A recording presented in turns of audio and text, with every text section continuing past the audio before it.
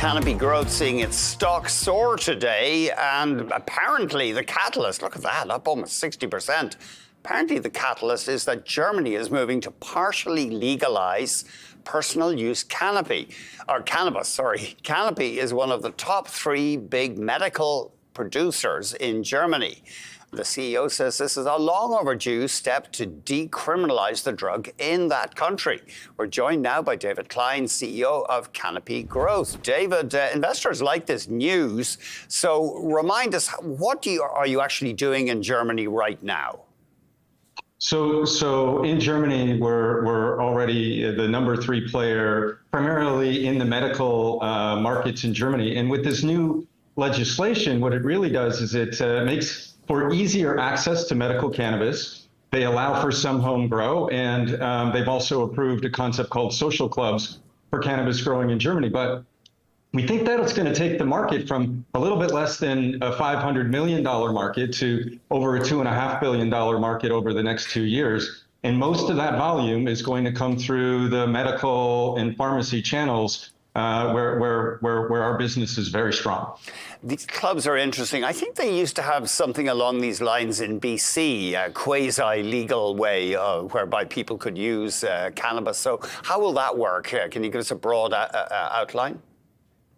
Yeah, for a limited number of people, they can participate in each social club. So the social clubs are capped. It's a not-for-profit sort of activity set. It's just a way for people that are connoisseurs of cannabis can spend time working together. As I said, however, though, most of the revenue is going to come through the medical channel, which is where you'll see the commercial benefit for Canopy and others.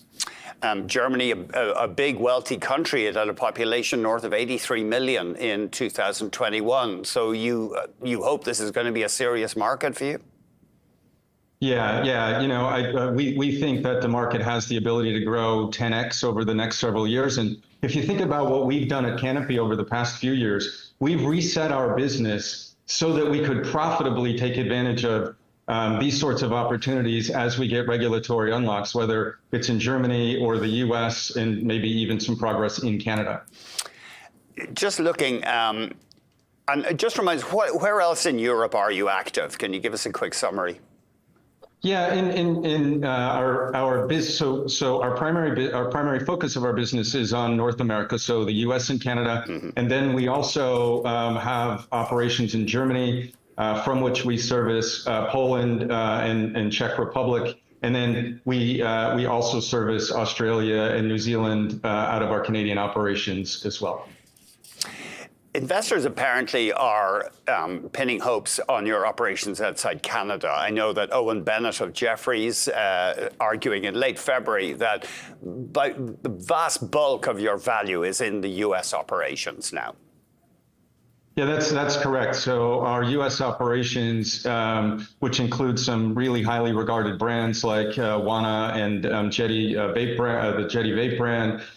We also have operations in New York, New Jersey, Pennsylvania, Ohio, Illinois, really populous states that are either allowing for adult use or it's on the near-term horizon to allow for adult use. So yeah, we're really excited about what that business can bring to us, and the prospects of regulatory reform or rescheduling of cannabis in the U.S., which would have an immediate and significant cash flow benefit for our U.S. businesses. Jefferies argues that you've just been struggling in Canada. Now, I know it gets complex, but you have this listing that is based on the Canadian business. And Jefferies says, sure, the position has improved, but bankruptcy or insolvency is still a risk for the Canadian operations. And that obviously would complicate things for you remaining a public company. Can you comment on that? Yeah, so our Canadian business has put together a few quarters of growth. We did a lot of work to resize our business over the last few years. Our operations now are fitting for the business we have in Canada. We've been able to generate profitability out of our Canadian business unit for the last couple of quarters. So we think we're well positioned in the Canadian market as our base, and then we can use that base in Canada to take advantage of the opportunity in the US and in Europe. How far away are you from profitability on a net basis?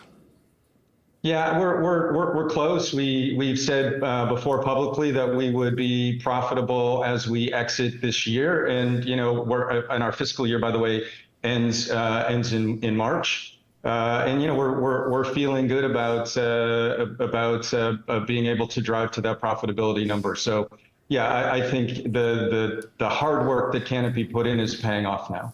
And just remind us then, you referred to Wana is an edibles brand, and then you have a conditional ownership of MSO acreage. I know it's a complicated structure, but are those actually earning profits for you in the United States right now, those brands?